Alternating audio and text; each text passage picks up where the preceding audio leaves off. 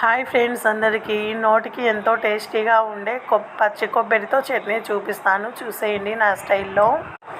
Stove వెలిగించుకొని కడాయి పెట్టుకొని అందులో కొద్దిగా ఆయిల్ వేసుకోవాలి. ఆయిల్ హీట్ అయిన తర్వాత పండుమిర్చి వేసుకుంటే బాగుంటుంది. నా దగ్గర అన్ని లేవనేసి సరిపోవనేసి పచ్చిమిర్చి కూడా వేసుకున్నాను.